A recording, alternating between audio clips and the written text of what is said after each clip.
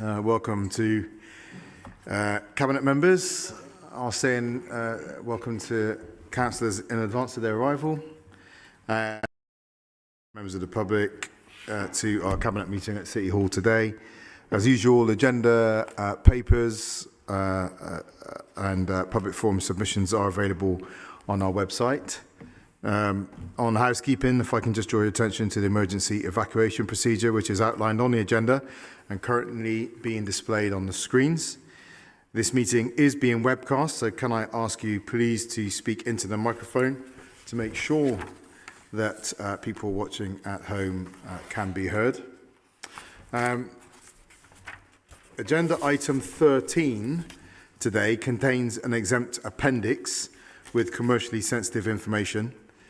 So any discussion on the content of this appendix will need to happen in exempt session, and Cabinet members have been given access to this appendix. Agenda item 2 today, public forum. Just a reminder that statements and questions will be taken at the time the relevant agenda item is discussed, and I will reply to questions or ask the relevant Cabinet member to respond at the time. On to agenda item 3, apologies for absence been given by Nicola Beach and Marley Bennett, who's unwell today. Agenda item 4, declarations of interest. Can I ask any Cabinet members if you have any interest to declare in relation to today's agenda? No? Okay, thank you. Agenda item 5, matters referred for consideration by scrutiny or full council. There have been no referrals from scrutiny or full council today. Thank you. Agenda item 6, reports from scrutiny commissions. There are no reports from scrutiny commissions today. So on to agenda item 7, chair's business. And there are two things I'll raise under my business today, both incredibly sad. First are the murders of the two young men, Mason Rist and Max Dixon, in Noel West on Saturday, the 27th of January. The murder inquiry was launched, led by Avon and Somerset's major crime investigation team. People have now been arrested and charged in relation to these boys' murder, and they've been remanded in custody. I've been up to the area a couple of times. I know other Cabinet members have been there too. There's been an incredible mobilisation within the community and from across our city partners in health, across our community organisations in community work, both local residents, Robbins Foundation and others. Everyone's working with the police as we would want. And I think there's been a real positive response in what is a really horrific situation to this community response. And at the vigil, we just saw how the community was coming together to support each other, to grieve, and with a real resolution to do all we can as a city to stop this happening again. Unfortunately, it's important to note that this is not the first. We've had previous young people lose their lives through stabbings. Just before this, we had young Eddie, and we saw a similar kind of community mobilisation and outpouring. It's an incredibly challenging sequence of losses for the city, and just to assure people that as a city we will do all we can to support the families and to understand how we can take action to reduce. And I think that's, unfortunately, we can never totally eliminate the risk, but to minimise the risk of further young people or anyone losing their lives to knife crime in Bristol. The second is we've obviously this week had the news of His Royal Highness King Charles III as cancer diagnosis, and I say on behalf of Bristol that we are sincerely hoping for a full recovery and to get well soon.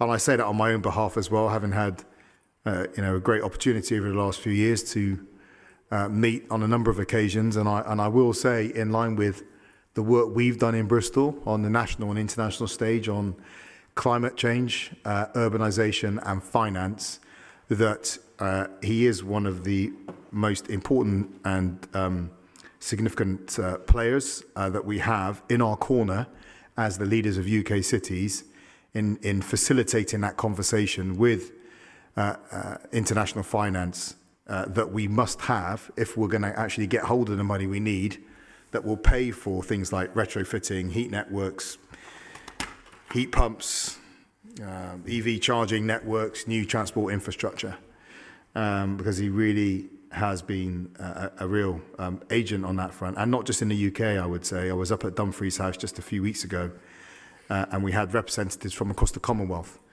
And I think current numbers suggest that 90% of urbanisation in the world up to 2050 is going to happen in the Commonwealth. And for those of you that obviously follow it, we know that increasingly people are of the understanding that the battle against climate change will be won or lost in the world cities. It's where most people are going to be living. If urbanisation happens in a poorly designed, chaotic way, it will be inefficient and we will disproportionately use the Earth's resources. If urbanisation happens in an organised way, we can increase human efficiency and minimise the amount of resources used per human life. And so getting ahead of that urbanisation is absolutely essential. And again, just a few weeks ago at Dumfries House, I was involved in conversations with the commissioners from, high commissioners from Australia, Rwanda, Kenya, other representatives from across the Commonwealth, from Pakistan, looking at that challenge of not only how do we do good urbanisation, but how do we get the money that's needed to ensure good urbanisation. So we wish the King a full and speedy recovery, but also we wish it because we wish it in and of itself, but because of the contribution he's been making to this vital work on climate change. So let's move on now to agenda item 8, which is a review of the high needs block, element 3, non-statutory top-up funding. And Asha, you're bringing this paper. Thank you. So the report before you outlines the findings and recommendations from an external review into top-up funding for children and young people with special educational needs and disabilities in Bristol. Recognising pressures within the local systems, the Council plans to reform SEND services by implementing an effective plan. And the aim is to create a sustainable financial future for children, young people and families. The report emphasises the importance of collaboration across health, education, care and finance to devise innovative strategies for service delivery. The Council was awarded £1 million in 2023 from the DfE's Delivering Better Value in SEND programme. The funding was used to review the use of the high needs block top-up funding, and the review recommended redesigning the top-up funding system to improve outcomes and enhance long-term sustainability. The review suggested that our current processes were cumbersome and lacked transparency and therefore needed to be tightened. It also identified a significant opportunity to rethink the use of how high needs funding is used, shifting the focus from primarily discharging statutory duties to investing strategically in early identification, intervention and inclusion. The report also outlines the potential cost of £9 million to continue supporting those currently receiving non-statutory top-up plans and proposes an annual budget of £1 million for both the Targeted Support Fund and outreach services. Overall, the recommendations aim to build a more inclusive school system, leading to better outcomes and long-term sustainability. So the main recommendations within the report include creating a targeted support fund and commissioning 2 school outreach services. The goal is to enhance SEND capability within mainstream schools and improve the quality and consistency of their provision. The recommendations also propose ending the current non-statutory top-up funding arrangements with a transition period to minimise impact. This would provide schools with flexible, time-bound funding for students with emerging needs, allowing for more effective and timely early intervention. Over the next 5 years, the Council will continue to invest in specialist places, early identification, early intervention and support for mainstream schools, and implementation of these recommendations will be developed in partnership with schools, our post-16 providers and families to ensure the needs of children and young people are at the centre of decision making. This cooperative approach is intended to foster improved relationships with schools and provide shared leadership around effective SEND practice. So in terms of funding, the review has proposed, as I said, an annual budget of £1 million for both the Targeted Support Fund and outreach services, and it's acknowledged that these changes may result in an initial increase in assessment requests, but it's expected that the long-term outcome would be a more inclusive school system, better outcomes for children and financial sustainability. Thank you.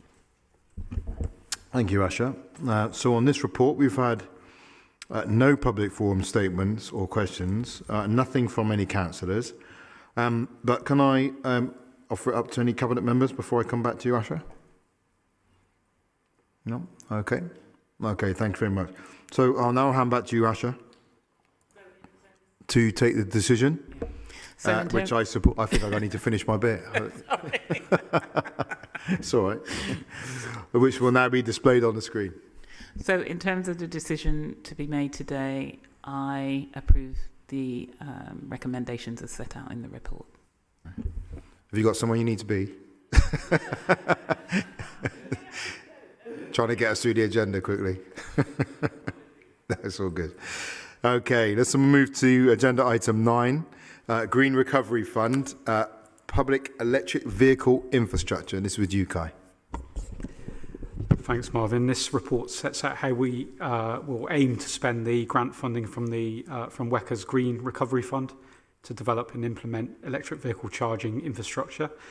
Bristol City Council is part of the Revive network that's been going for a number of years now, and the funding from the Green Recovery Fund will allow us to construct additional charging sites strategically across the region. The paper gives the detail on how the infrastructure expansion and funding will roll out, and it will start in the summer, and the focus will be on community charging hubs, destination charging, so that's at places like supermarkets and things like that, and on-street residential.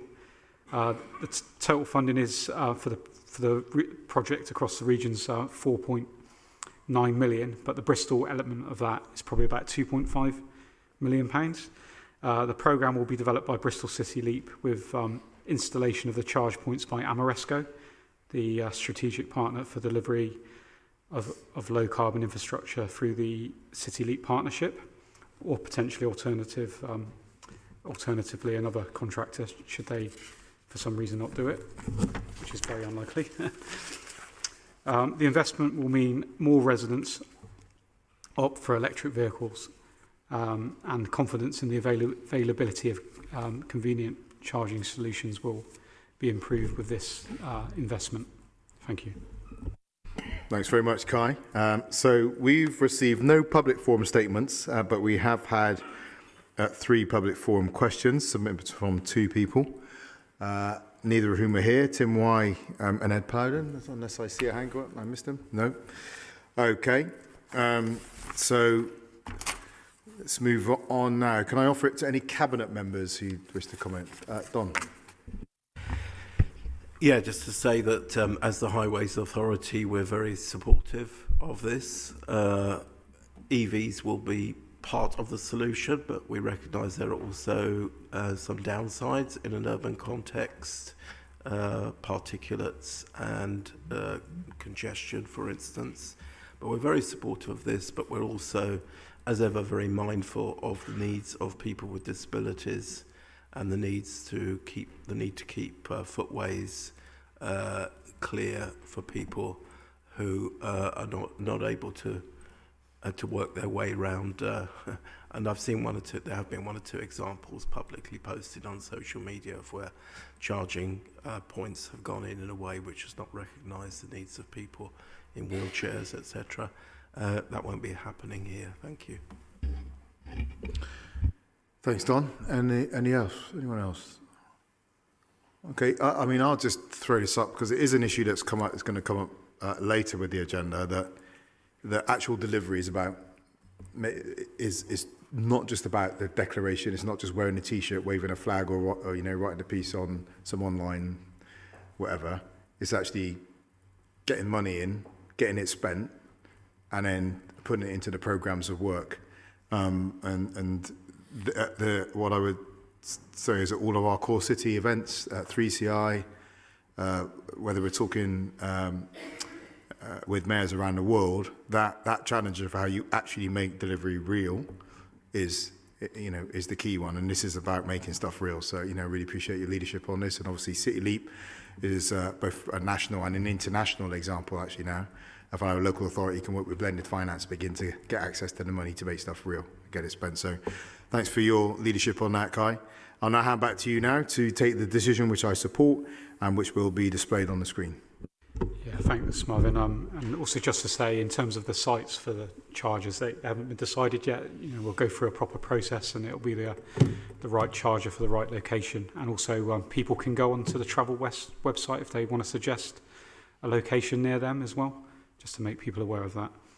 But in terms of the decision to be made today, I approve the recommendations as set out in the report. Thanks, Kai. So let's come to you now, Don, for agenda item 10, highway contract procurement. Thank you, Marvin. So it's coming to the time again when we need to procure for the coming years some of the basic contractors that we need for our maintenance work. And we're looking for approval here for the procurement of new highways contracts, including procurement of new contracts for gully cleansing, subway drainage, highway asset management associated works framework, highways defects response and emergency works term contract, and structures professional services contract. This essential funding is going to cost us over £300 million in the coming years, which is very important. We are very proud to be able to continue to invest in the key infrastructure and transport networks that are so important for our economy and important too for people's safety as they travel. Thank you. Thanks, Don. So we've received one public forum and statement on this, and this is from Dave Redgewell from Bristol Disability Equalities Forum. Do I see you over there, Dave? Yeah. Do you want to come forward? Yeah, I mean, obviously we're pleased with this. I think our concerns has been the state of the subways, to be honest. The subways which on many occasions have been flooded out and unable to access through.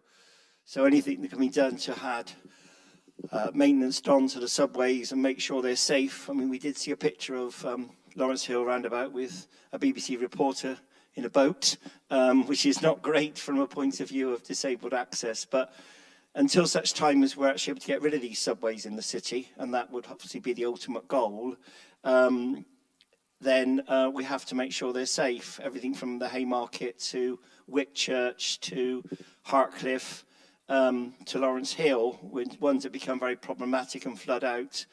And obviously in many of those locations there isn't alternative traffic signals or alternative ways of crossing those roads. In a bright new future, hopefully WECA will supply the money to put crossings in, but until that happens, or they're going to be filled in and used for development purposes, which I would support in the local plan, but we do need to make them safe and make sure that the railings are there and make sure they're pumped out and regularly kept accessible for disabled people, mothers with buggies and fathers to use within the city. Thank you. Thanks very much, Dave. And as usual, with yourself, point very well made, and we'll go along. The reason we set the combined authority up was to get influence with government, profile with government, get scale, and get money to get stuff done. It wasn't just about having more meetings lasting 5-6 hours. So, we absolutely, agree with you about the need to focus the whole structure, combined authority on actual delivery, making tangible change in people's lives. So I appreciate that point. Okay, we've had a question from Councillor Wilcox, who's not here. And I think that was That was it. So let me come to any Cabinet members now who may wish to make a comment, if anyone. No? Okay, so just work on keeping his highways clear. Let me hand back to you now, Don, to take the decision which I support and which will now be displayed on the screen. Thanks. And just to reassure you, Dave, we have now got the data on all of our on all of our subways. We have started work. Lawrence Hill, we have drilled it out. We've got a lot of like calcite and stuff in there, and we're making a plan now, which we will. I think we'll go public on in the next few months. We're aware that they are something whose time has passed, and once we see people change modes to more sustainable modes and there's less traffic, there will undoubtedly be a different way of using what's a considerable amount of land in some cases. So, but thank you for your comments. In terms of the decisions we made today, I approve the recommendations as set out in the report. Thank you, Don. So on to agenda item 11, Housing Revenue Account Energy Efficiency Strategy. Kai, this is with you. Thank you, Marvin. Around 7,400 homes current in our HRA stock are currently not achieving the energy efficiency standard target that we've got for ourselves. So there's about a quarter of our stock. What this report does is it sets out our plan to reach an EPCC standard by 2030 across all our Bristol City Council homes. This aligns with our commitments made in the One City plan, and also we're anticipating regulations in this area to tighten up over the coming years for the rented sector and the social rented sector. Obviously, the work that we're proposing is obviously good news for tenants, as it will obviously help in terms of reducing energy bills during the cost of living crisis, but also reduce the carbon emissions in line with our net zero ambitions. We've done detailed analysis on our housing stock's conditions, calculating the energy performance in homes, and the strategy sets out an approach needed for the worst insulated homes, and also what we're calling a shallow retrofit for those that are only marginally below the standard. And we'll be working with City Leap on this to achieve our targets. And actually this was one of the key KPIs in the City Leap procurement exercise in terms of helping us achieve this goal by getting to an EPCC by 2030. So they're contractually obliged to support us getting there. We're also going to prioritise the installation of solar PV in flats, the ones that are most risk of fuel poverty, and all new roofs where feasible. We'll also develop a heat decarbonisation plan, which sets out the risks and opportunities of transitioning away from gas. The report highlights changes to the national framework, including changes in methodology, which will have an impact on how our performance is reported. And finally, the strategy commits to introduce energy efficiency works budgets to build a predictable pipeline of work to help us maximise grant funding, as well as exploring other models of funding that we can attract to secure the interests of our residents. Thank you. Thank you, Kai, again for your leadership on this. We've had one public forum statement, but no questions. The statement is Councillor Martin Fodor, who, unless he puts a hand up, is not here. I haven't missed him. Okay, so nothing on this. Can I ask any Cabinet members if they wish to comment on this one? Okay, well, I'll just say, again, just emphasise just how important it is. This is to not just a transition, but to a just transition, that the benefits of the action we are taking in the city to reduce emissions, reduce energy use, make our lives more efficient, are benefiting those people who also may not have the finances to drive it themselves as well. So making these interventions, accessible. So again, Kai, really thank you for your leadership on this. Let me hand back to you now to take the decision which I support and which will now be displayed on the screen.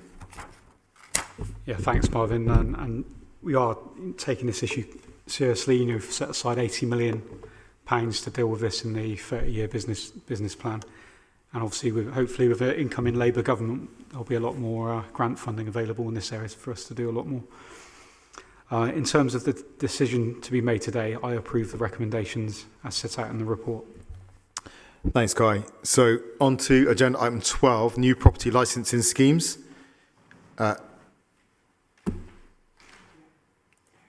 Yeah, Kai. Thank you, Marvin. First of all, I'd like to say thanks to Councillor Tom Renard, who's done most of the legwork on this. So I've just got my name on the paper, really. But thanks for your work on that. What we're doing with this paper is we're delivering on our manifesto commitment to expand landlord licensing schemes in the city. Our administration believes that having a safe and secure roof over your head is key to ensuring that we will have the best possible opportunity to live a happy and healthy life. The paper I'm bringing forward will be vital for residents across Bristol. It's a tool that will help us improve the quality and management of private rented properties across the city. The report seeks to implement licensing requirements for houses of multiple occupancy, HMOs, as a known citywide, and to certain properties in Bishopston and Ashley Down, Cottam and Eastern Wards. The new schemes would cover two types of licensing. Additional licensing includes a house or flat that is occupied by 3 or 4 unrelated people who live together and share some facilities, including kitchens and or bathrooms. Selective licensing includes private rented properties that are occupied by 1 or 2 tenants or a family, but are not HMOs. We want to make sure that tenants across the city live in safe and comfortable homes and have more power to take action if this is not the case. This is a continuation of some great work we've been doing. Previous landlord licensing schemes saw 9,000 licences issued across the city, with almost 6,000 properties being improved to meet new standards. We're going as far as we can with existing powers in terms of regulating the private rented sector in Bristol. To go any further, we need Secretary of State approval. We're lobbying government for more powers. We want to trial rent controls and work with the Living Rent Commission on that, which we have been doing in recent years. Our work improving existing homes sits alongside our work in building new homes, with 12,534 new homes already built since 2016 and more than 3,000 under construction as of April 2023.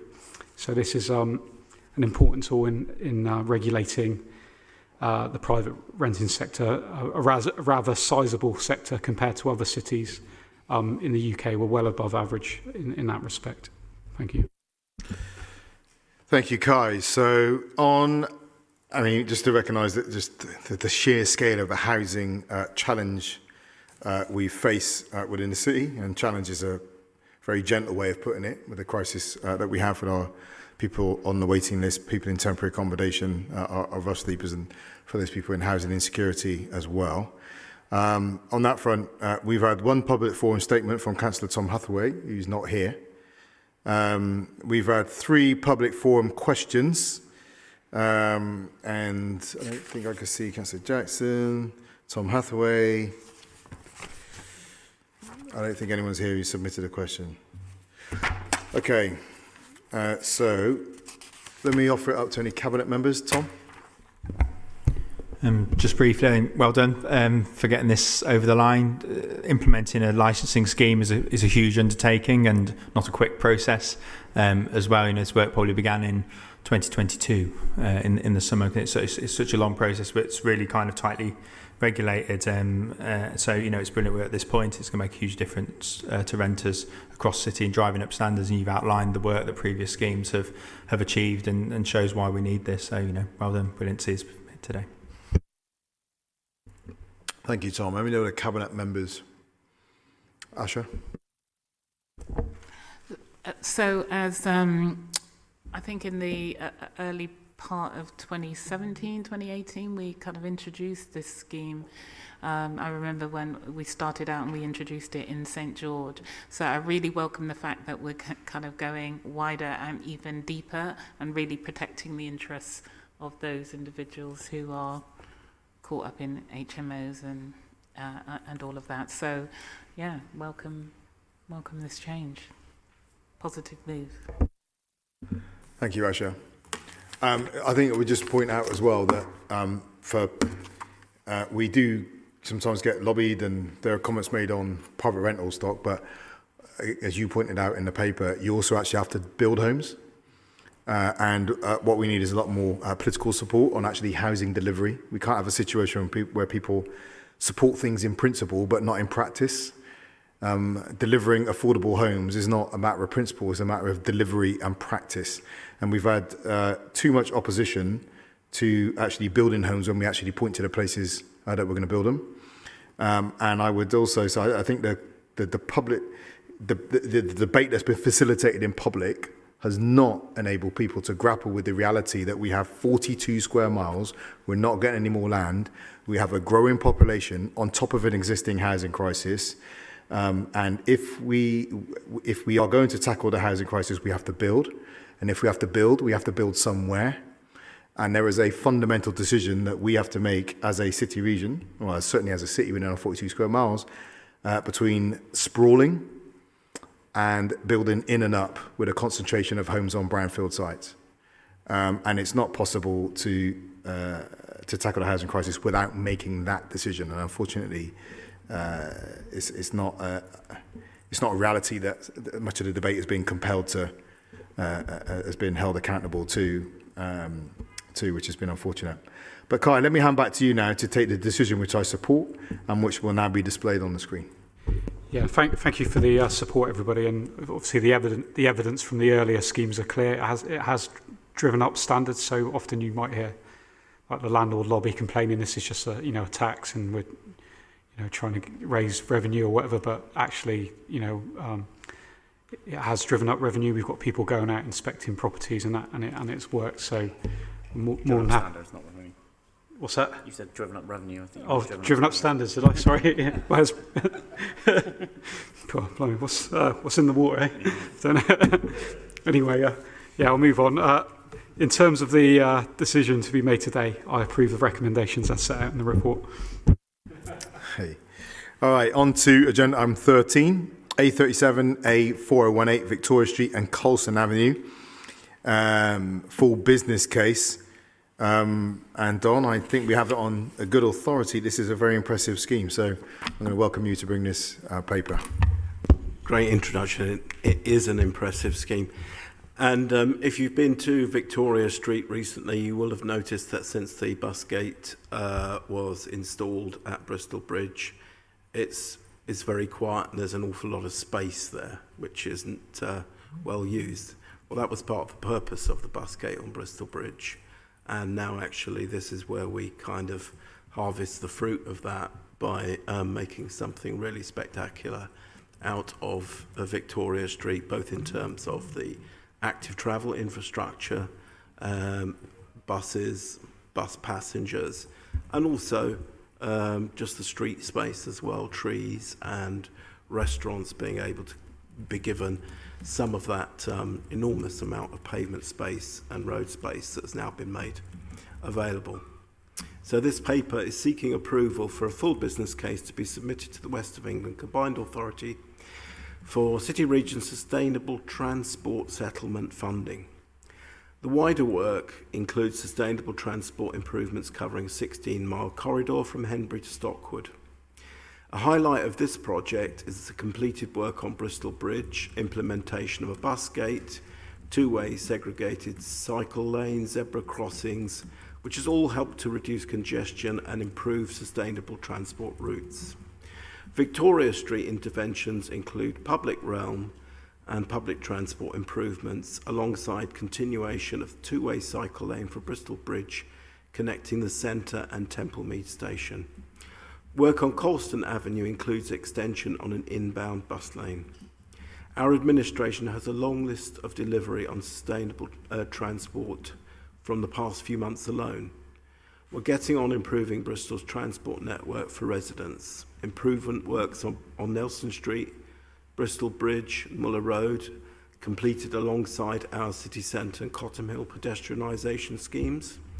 We've started work at Ashley Down Station, the entrance, and we finished the Portway Park and Ride. We've reopened Jail Ferry Bridge and Redcliffe Baskill Bridge. A little more work to do on that later in the month, final work. And more vital investment now to King's Western Iron Bridge, the other new cut bridges, and the new cut river wall, as we'll hear about in a later paper. We've just also announced consultations on Rosemary Lane and on East Bristol Livable Neighbourhood, and also on the 4 schemes linked to Active Travel Fund Tranche 4, which are Deanery Road, Philwood Quiet Way, Malago Greenway, and Old Market. And those, when done, will complete the cycle infrastructure from Bristol and Bath Railway Path through to the centre of the city and through to Temple Mead Station. A long-held aspiration, I know, by many cyclists in this city. Thank you. Thank you, Don. So on this, we've received 2 public forum statements. The first is from Rail Future Sevenside Southwest Transport Network. Dave, I forgot to say last time, you have a minute. You know I always give you 20 seconds on top. Just, this is excellent, really. I mean, I remember all the opposition to this scheme from God knows they were going to block the bridge, it's going to be terrible. But the air quality is better and the bus services are improving. And also, obviously, with this work, it makes a good walking route, cycling route, wheeling route to Temple Mead Station from the city centre. I'm pleased to see, not necessarily pleased to see a historic building knocked down, but pleased to see finally we're getting rid of the Grosvenor Hotel. And hopefully we can bring back all the bus interchange, which is closed at Temple Mead Station at the moment. And I think that'll be welcome to be received as part of this scheme as soon as possible, Don, please. But also, the other issue really is the frequency of the buses. When this was signed up, we had a bus deal with First. Well, of course, that's no longer with Bristol City Council. That's with the Combined Authority.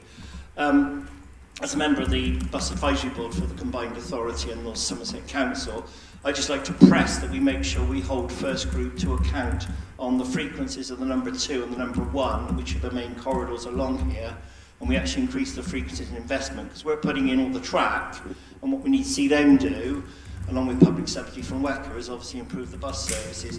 But also, since that situation's come along, we've also got Stagecoach running a bus service through here to Bristol Parkway via Aston West, and also Transfora is also interested in running buses now in the city region.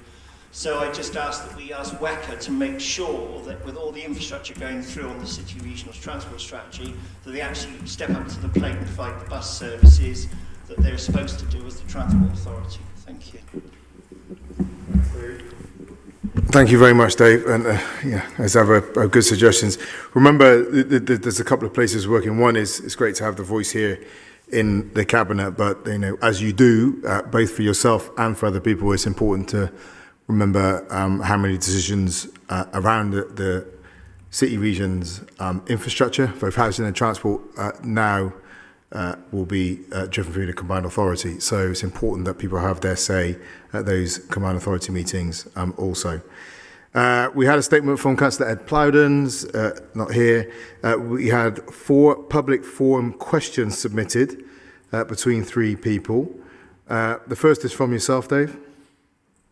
And they put on the, So, it really is the frequency, and is that actually being discussed with WECA formally? I think that is extremely important that we raise with them. We signed the original Bristol bus deal, but it's not a valid situation with DFT now, it has to go through them. So can we just ask them where they are with the commissioning of those particular routes? And also, I also note that 2 and 2A don't go into Southmead Hospital bus station, and it would be good to loop them in there so that actually people can get to them from the main hospital, so they don't have to walk up and down the access road into the hospital. Thanks, Dave. Don? Yeah, thank you for your observations. That very much does lie with WECA, and our discussions with WECA on bus services are ongoing. One of the things to note about improved bus infrastructure is it does make the services more commercial. So actually WECA is more able to commission those bus services on the grounds that, well, the number 4 I was on yesterday was full at 3:30 p.m. in the afternoon. It's a point I keep making to WECA, is actually improved infrastructure leads to fuller buses, leads to a more commercial network ultimately, and less need for subsidy. And that's part of what this project is about, is making those buses get through quicker, pick up more passengers, better experience for the customer, and more commercial for the company under the current arrangements that we have, which obviously under Labour government we have the potential to change.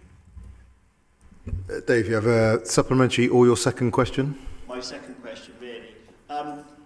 I think we're the only area the only combined authority area in England where the bus shelters are split between the combined authority and the city council and South Gloss and Bath. I think something has to be done here to make sure this functions for passengers. And I know Bristol puts in the new shelters, and then we end up with WECA coming along with a man with van and putting up a timetable and trying to do the real-time information. And then Bristol going back, sending a cleaning company to come and clean it. I really would ask, Don, that we do try and find a way of transferring all this over, including them paying for it under their budgets, the shelters in the city region, because the present system needs some streamlining, I think, would be the best thing to say. Thanks. It's an offer I made a long time ago, which has not been taken up. During your last few months, Marvin, perhaps you could try and push that across to them. That would be very gratefully received on behalf of passengers in the city region. Thank you. Dave, a deliverable mass transit system, a ring of park and rides, regional agreement on housing numbers, flood defence, lots of things we will continue to try and push through the combined authority over our final months. I will just say it's worth remembering, and you backed it at the time, but we made a huge offer with our whole transport function moving over to the combined authority as a reasonable transport authority to get that level of coordination. There was considerable vocal opposition in this chamber, unfortunately, because it didn't understand the strategic decision that was being made. But the combined authority ultimately didn't take up the offer. So it's left us with the very situation that you've just described, unfortunately. But we will do our best to make sure that we're getting as much alignment across our city region and across the bus network as possible. So thank you for question. Not necessarily your unions, but they should go across, so we're fully behind you in making that happen. Thank you. Well, we have to be respectful of that there are people involved, so we can't go back and forth, but it would make sense to get that transport function at a regional level in one place, managing our infrastructure and our services and our routes. So thank you for that. We had a question, another question from, I think it's from Councillor David Wilcox.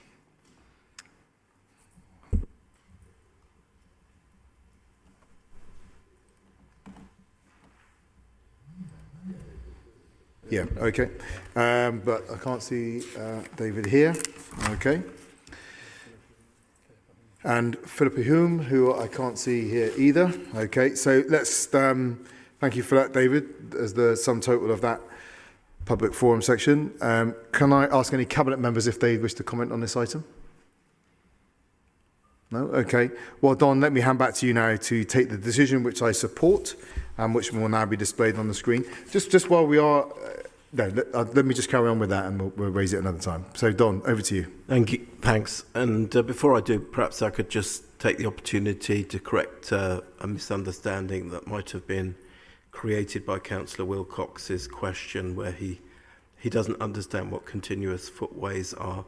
They are actually a way in terms of highways design of making clear the transport hierarchy we have, which puts pedestrians and cyclists at the top.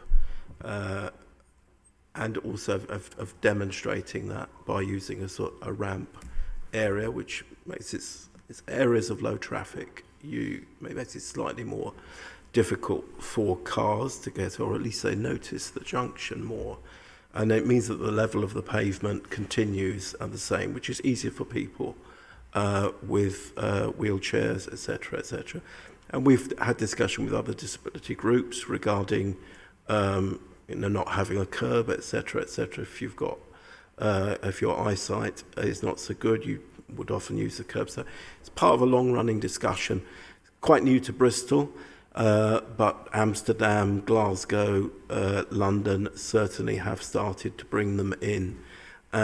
So it's good that Councillor Wilcox is aware of new developments in the area of active travel infrastructure. And I will conclude by, in terms of the decision to be made today, I approve the recommendations as set out in the report. Thank you. Thanks, Don. Appreciate your leadership on this once again. So on to agenda item 14, Frome Gateway Regeneration Framework, and this item's with me. So I just want to introduce the report by setting out what this framework, what this vision for Frome Gateway sets out to deliver. I'm looking at 1,000 new homes, including a mix of larger family and affordable homes, the provision of a range of new work and employment spaces for businesses, bringing forward quality training and employment opportunities for local people, open and restore the River Frome to become a thriving wildlife corridor and increase the amount of green space through a network of new pocket parks, provide safer streets for walking and cycling, community and cultural organisations having space to grow their reach into the community, including young people, improving public health and well-being and support more sustainable active living, and adapt to the impacts of climate change and support ecological recovery, not least by building on brownfield land in the middle of the city at higher density to protect, so we make best use of Bristol's land surface. So this is an incredibly exciting opportunity, a piece of land that really is a gateway to Bristol at the bottom of the M32. The area that we're talking about is the land that sits either side of the River Frome, in the area in St Jude's in Lawrence Hill. It is east of Bristol city centre and is bordered by Newfoundland Way in the M32 to the west, Pennywell Road to the east, and Holton Street and Wade Street to the south, and to the north by Eastern Way. So quite a significant area of land. And it comes forward at the right time, as we need to get things done, get homes delivered in a way that respects the climate and ecological emergencies, and I would say the social emergencies and housing emergency that we are facing, that we are continuing to drive forward delivery. Any regeneration we are being clear, must create social value. What we don't want is a regeneration that steamrollers over existing communities. We want to tackle gentrification. We want to make sure the benefits are kept locally. And that's not just for the people that live in the area, but that means local skills, local supply chains, benefiting local Bristol businesses. And we're getting quite practiced at that now, and we're making sure that we build that into the whole plan of delivery. I'm really pleased to say that our community development team over the last few years, led by Mohammed Al-Sharif, has done absolutely incredible work engaging with the local residents in the area. We've had great events at the Mixed Martial Arts space, which is run by Mario at the moment as well. I've been to some of these community meetings myself, and so it's fantastic that local people, local residents have had the opportunity to get their hands and share their vision for this regeneration opportunity, so that it's truly owned by them.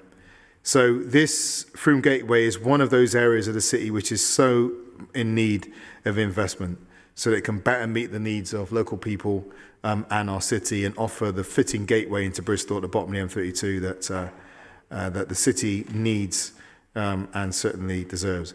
And we've been working with local businesses also, I should add, to shape the vision for the future area. And while we continue to address the challenges, of Bristol, as I said, this will make an incredible contribution to that as it comes to fruition.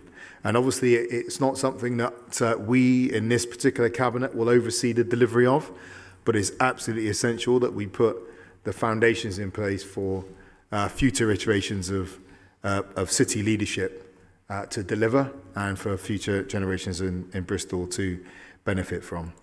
So we've received one public forum statement on this from Ian Becky of Living Eastern Heritage and Environment Group. Is Ian here? No? Okay. Well, we'll keep that on record. We have 4 public forum questions submitted between 3 people. The first is from Susan Audrey. No. Okay. The next 2 questions from Councillor Tessa Fitzjohn. Is she here? I am. Okay. Thank you. My question relates to the land transfer from Manco Management, who are giving this strip of land. This is talking about Bedminster Green, by the way. It doesn't appear to have anything to do with the Frome Gateway project. Not quite sure why it's been popped in there. But Manco are based in Isle of Man. They're a tax haven. And we're interested, one of my questions relates to who else is involved with Manco, because they mention other businesses. Of course, we welcome the land. Do you mind just doing your question, Councillor? Well, I'm not reading it off here because you've all got copies of that, but I'm trying to give it to you in a précis, which makes it more interesting for you to listen to. It's a bit of a statement. You would have had an opportunity to submit a statement if you wanted to make a statement, but if it's a question, we do need to do the question. So I don't mind a bit of setup, but when it begins to sound like a statement, then that's not the purpose of the question. So if you could get to your question, that would be fantastic. Okay, fine. Well, my question is, who else is involved with Manco Management? And the second question is, why has it been put in with the Frome Gateway? What has it got to do with it? Okay, so I think you specifically asked about Dandara, is that right as well? I did, but we can widen it out if you like. Okay, if you like to widen it, then I'll get you a written, a fuller written response. But in terms of your question being, is Dandara a part of Manco? Dandara is not part of Manco or involved in this land transfer. And I'll ask the team to get back to you on, if you want the full range of everyone who's involved, I'll ask the team to come back to you on that. On question 2, why is it involved here? Is because we needed to move at pace on the piece of land over in Bedminster Green to take action around that, the recovery of the Malago over there we needed to do, and this was an opportunity to bring that forward. Thank you. Okay. Thank you. Okay, we had a question from Ed Plowden, who I think is not here still. Okay, thank you very much. Let me come to the Cabinet now, if any of you would like to comment. So I see a few hands going up here. I'll start with you, Asha, because you haven't spoken for a little while. Yeah, it really is around the employment and skills, and I really kind of welcome this new framework, and particularly the emphasis. I had a conversation, or I was speaking at an event a couple of weeks ago with property developers about, yes, we understand they're in it to make money at the end of the day, but what they can't do is displace certain communities, particularly in terms of like the whole gentrification. So I just wanted to remind everybody about the work that we've been doing over the last couple of years through the Building Bristol initiative, which allows where we will support property developers to develop an employment and skills plan that sits alongside their proposals when they put in for planning permission, so we can clearly see how what they are doing is going to benefit the immediate and wider area. But yeah, welcome the framework, but emphasis on don't forget the communities that you are surrounding, and ensure that they are very much engaged in this process. Thanks, Asha. Tom. As you can imagine, really welcome this paper. Projected delivery of 1,000 homes.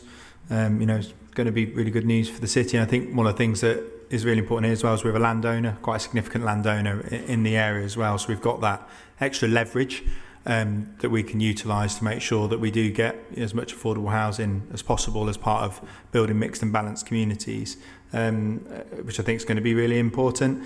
Particularly thinking about the role that key worker homes could play within that, as noted in the paper, is really good to see. Because one of the things we know we've got challenges around is certain professions at the moment, particularly in the NHS, social care, and also the hospitality sectors. So really good to see this all being thought about and what's like a really coherent master plan. I think it's also a testament, one, to the wider engagement work you outlined, but also to the Regeneration team that have done a huge amount of work to get it to this stage. Thanks, Tom. Don? Thank you. Yeah, those who've read the detail of this paper will notice that we in Transport have got a little bit of an eye on this master planning exercise as part of our work on freight consolidation. Both from the point of view of congestion and decarbonising transport in the city, because we know that freight is a contributor to on both those fronts as well as pollution. The council working on freight consolidation isn't new. Helen would remember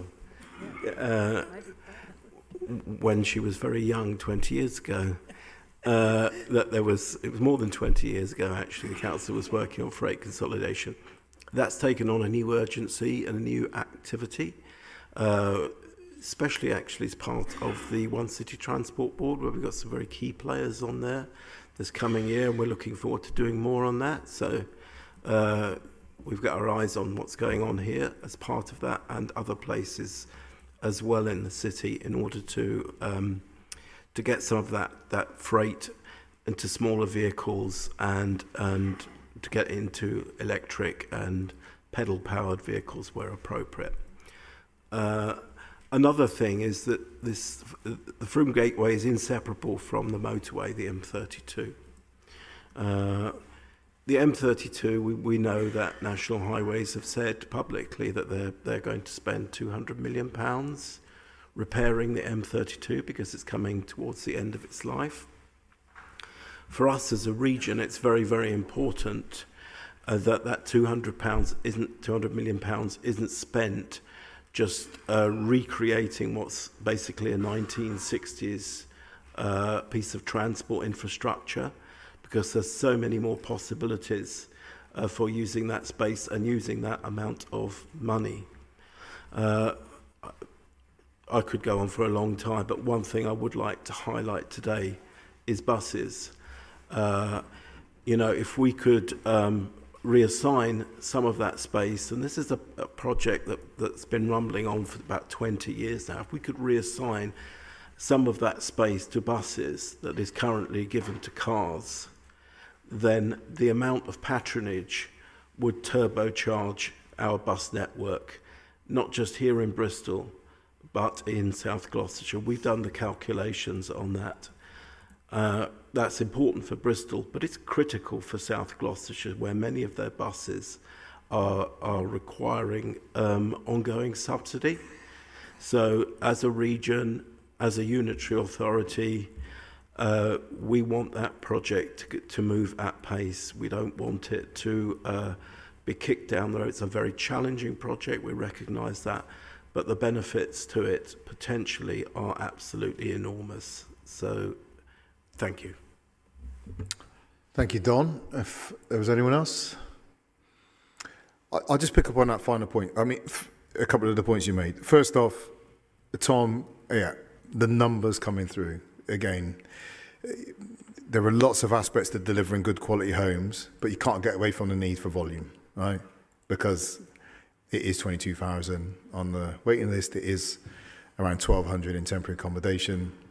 So we need to produce volume, but obviously what we want to produce is quality.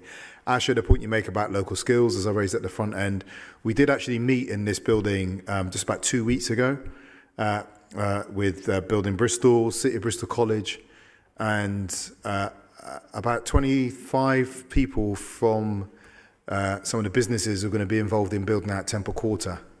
And we talked with them about that local talent pipeline, working with City of Bristol College, work with Building Bristol to make sure that we are investing in people, not just young people, by the way. We talked about people coming here with English as an additional language. We talked about people who may have committed a crime at 19, come out of prison at 29, whatever, and need a way into the economy to get a job. And the governor of Hallfield did tell me once one of the key issues for people leaving the prison was to have quality, stable employment so they can, reduce the chances of reoffending.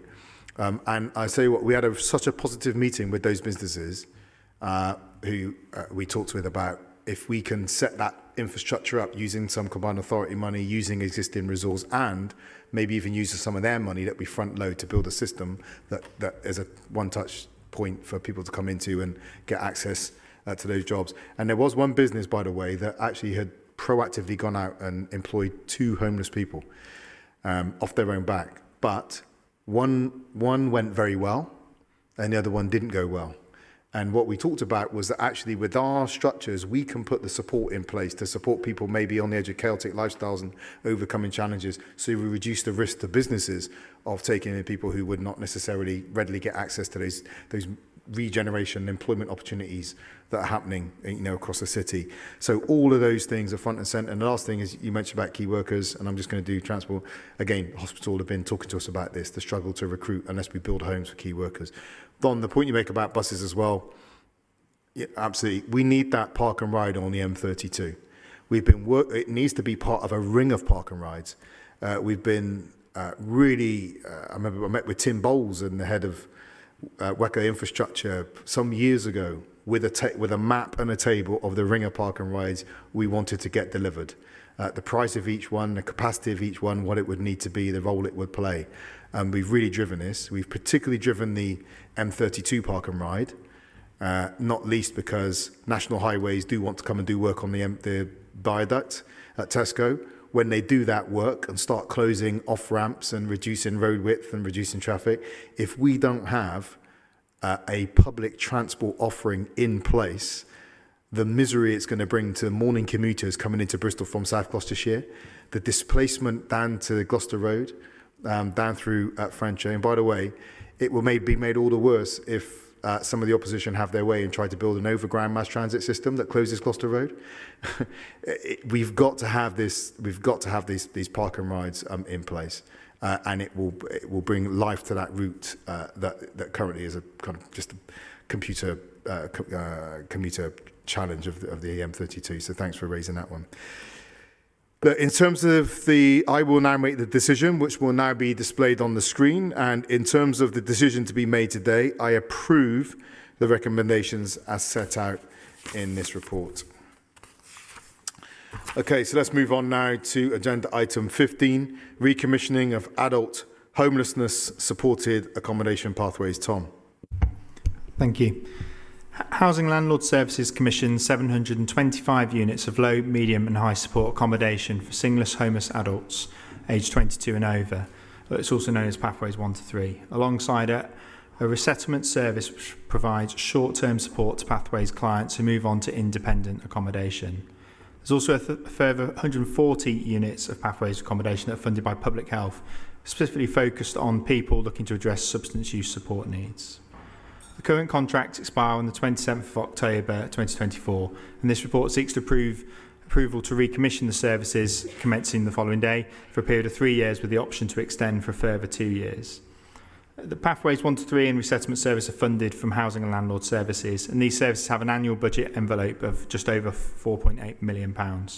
In the final extension year, we've agreed an uplift to the Pathways 1 to 3 contracts.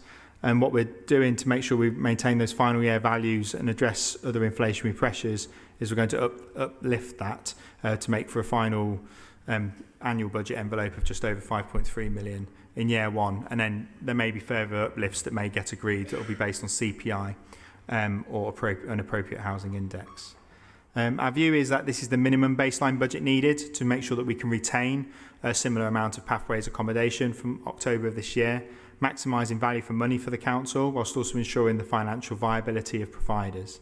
If we don't uplift those contract values, then due to rising provider costs, the council could see a reduction in the number of units it commissions, which is not a situation we would want to find ourselves in. Particularly with the demand for homeless accommodation continuing to rise, it would be less cost effective, and we've got significant pressure on our housing supply as it is. We'll also continue to do what we can locally to address the housing crisis. We need to continue to build more council and social housing and other types of housing, alongside lobbying for the need for the Renters Reform Bill to complete its journey through Parliament to give renters more security across the country. I commend this report to Cabinet. Thanks very much, Tom. I appreciate your paper there. So we have no public forum statements or questions on this item. Can I ask any Cabinet members if they'd wish to comment? No? Okay. Tom, let me hand back to you now to take the decision which I support and which will now be displayed on the screen. In terms of the decision to be made today, I approve the recommendations as set out in the report. Thank you. And we're going to stay with you now for agenda item 16, extension of We Can Make area of operation. Thank you. Really pleased to be bringing this paper forward today. We Can Make our community land trust and aim to develop additional affordable homes in back gardens and other unused city council land in the Knoll West area. The scheme works by identifying existing tenants of council homes who have large gardens and wish to offer part of their garden as a development site for a new home to house a household that's in housing need. And usually what we find is there's a connection between the household to benefit from the new home and the host household. The garden microsite is transferred from Bristol City Council ownership to We Can Make at an undervalue of £1 on a long lease before the new home is developed by We Can Make, which is utilising a panelised system with components produced locally in the We Can Make factory. The area of operation currently covers the Knoll West Regeneration Framework area, as agreed by the Secretary of State and approved by Cabinet in December 2021. And We Can Make completed 2 homes using this model, housing 2 households, and have agreement from Cabinet to develop a further 14 units as a pilot project. There's been significant local and national coverage for the first completions, which have made a huge difference to the lives of those now in those homes, and those people also help to build those homes as well, which I think makes it all the more special for those individuals too. And I'd particularly like to just take this opportunity to pay tribute to Melissa Mean and the team that We Can Make for driving forward this transformational project.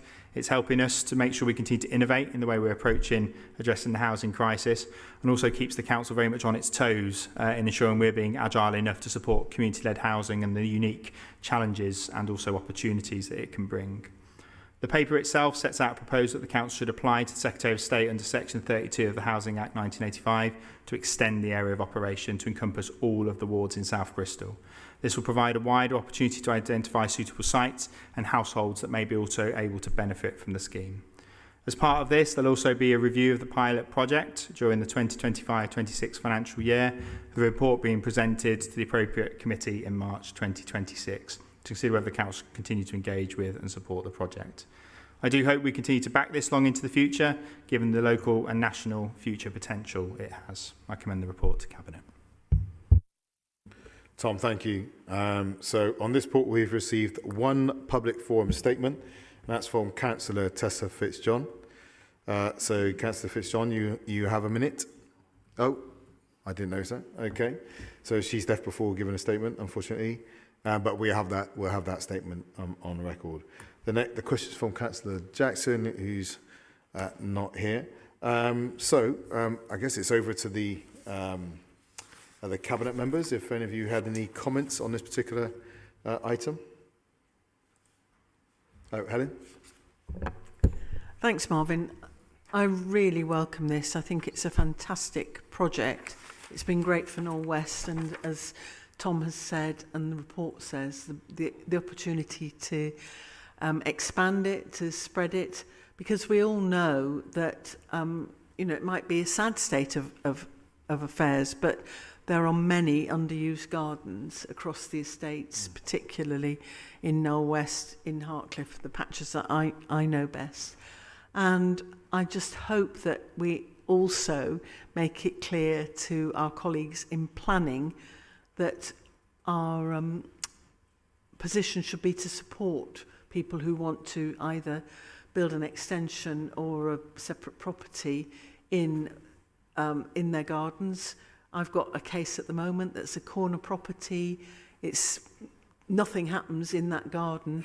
The initial planning view was that they wouldn't support it, and I just think that that's a nonsense when actually the needs of that family are for a larger property, and it won't disadvantage anybody by building into that garden. So I'm very supportive of it, and I hope that it can be expanded beyond Knoll West. Thank you, Helen. Yeah. Asha? Yeah, just following on from Helen, particularly when I look at the initiative in the decision that we've taken as well to support our foster carers, kinship carers, who also need to potentially extend their homes to enable them to actually create more space and take on more of our children. So I also welcome this report, and I'd love to see this extended across the city. Thank you, Asha. I'll add to it again. I went and spent a night in a We Can Make, the early prototype in Knoll West, with Councillor Chris Jackson some years ago, actually. And so it's, you laugh, Helen. It was a great evening. It was great. And while we were there, we had people from the community coming forward. And again, talking about that local supply chain, they had a fantastic living example there whereby a young person who'd got into plumbing, I think it was plumbing, had used the work that he'd got even through the early prototypes around We Can Make to evidence that he had the demand for the business, and was able to use that to leverage and go and buy his first set of tools and equipment and a van and get moving. And so their commitment to that local supply chain is obviously really rich too. We visited another home in Knoll West again, where there's which, Helen, this will go over into your patch too. There was a person who lived in a home by themselves. They had a very large back garden. No longer formerly, but a man who had been homeless had moved into the We Can Make unit in his back garden. You'll know this. And them too had broken down their social isolation, and now they had a friendship, and that has consequences not just for making Bristol better for people to live in, but also for the pressures on our adult social care, as we know the health consequences for social isolation and loneliness. So there are so many benefits we can harvest from We Can Make. We just need to back and enable these fantastic local people driving the programme. So Tom, let me hand back to you to take the decision which I support and which will now be displayed on the screen. Thank you. And just one quick point to add, I think, really in response to Councillor Holland, is that one of the things I think we need to also look at, and it's in the report, is adopting some clearer planning guidance for garden schemes as well. Because I think there is a lot of almost repetition of discussion going on, and actually, I think developing a set of guidance in the committee system, I think would be helpful to make sure that we can streamline the planning process for these sorts of schemes going forward, and really make sure that expansion of the area that can be utilised for this is set up for success. So in terms of the recommendation to be made today, I approve the recommendation set out in the report. Thank you very much, Tom. So let's move on to item 17, estate rationalisation, surplus asset disposal. Craig. Thank you, Marvin. In June last year, we made a commitment to review our operational, development and investment estates to ensure that we are retaining the correct property assets for the correct purposes, while releasing suitable properties to the disposals process to contribute to the revenue savings and capital targets we need to meet to balance the books during the ongoing funding crisis of local government. Following 3 reports last year requesting Cabinet approval to dispose of or transfer assets, this paper is the next in the ongoing work to rationalise the estate for the 24-25 financial year. The main purpose of this report is to set out proposals for 2 groups of assets for consideration by Cabinet. The first, assets proposed for transfer to the housing revenue account as additional housing stock or to repurpose the asset to satisfy a key service requirement. And 2, assets proposed for disposal, surplus to requirements across the council. In addition, there are 2 development sites included in the report at Whitehouse Street and Hengrove Leisure Park, where a sale of the freehold is proposed to enable the development scheme on those sites. I recommend the report to Cabinet. Thank you very much, Craig. We had no public forum statements, but we did have 3 public forum questions submitted between 2 people. The first question is from Dan Aykroyd. Is that okay? Dan, your question? Yeah, 3 of the properties listed on the to be disposed of, or moved to the housing revenue account are Chester Park Infant Schoolhouse, St Barnabas Primary Schoolhouse, Compass Point Schoolhouse. Domestic space attached to a primary school seems like something special and not just to be disposed of. It could be very important as different, less formal types of spaces for children, especially for out-of-school care or for SEND provision or for children's homes. My understanding is that after being transferred to the HRA, they could be disposed of by an officer rather than a decision taken in this chamber. Shouldn't these properties be retained by council? Yeah, thanks, Dan. I mean, there's no kind of conspiracy to move things to the HRA so that officers can sell them without coming back to Cabinet. In fact, I mean, we introduced this Cabinet reporting process ourselves to make sure that there was transparency of what we were doing. We also introduced a process across the council where when we were looking at selling an asset for any reason, it would go for a sort of sifting process. So it would be offered around to services across the council. Firstly, housing, because of the obvious need of the housing crisis. And these 3 old caretakers' houses, which aren't necessarily on the land of the school, by the way. So the one in my ward, the Chester Park Junior School, is quite far around the corner from the school. But anyway, it's just a house that could very easily be used for housing, temporary accommodation, whatever solution we might be proposing. And so these were picked up by the housing revenue account as ones that they could clearly develop into a solution for the housing need of the city, and will be. So that's the intention. They're being transferred to the HRA for use as housing. Do you have a supplementary? Do you have a supplementary, Dan, Yes. or your second question? Oh, You Yeah. didn't quite answer one bit of my question, so I'll probably just put it a different way. Shouldn't they be retained by the council? Yes, No. and they are. No, the thing I wanted to ask was if they're in the HRA budget, they could be sold off by an officer. I know that they, in theory, should be passed around.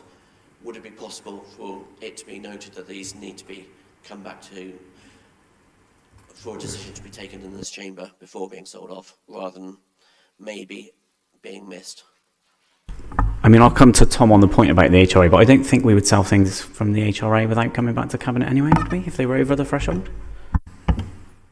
I mean, the reason they're being allocated to the HRA is because we want to bring them forward for council housing delivery for people on the waiting list. So that's what we'll be doing with the assets, because the discussion takes place prior to the Cabinet paper coming here to understand which ones are viable for the HRA to do something with, or children's services to do something with, potentially for children's homes, or for adult social care to be able to do something with, for potentially for supported accommodation for vulnerable adults. So it's quite a robust process. So the reason we'll be taking these sites is because we can use them as suitable council housing. Yes, everything's subject to like a viability process, but that will have been considered, I would have hoped, prior to today. okay, thanks. Thank you for your question, Dan. So the next 2 questions were from Joanna Booth, but who's not here today. Okay.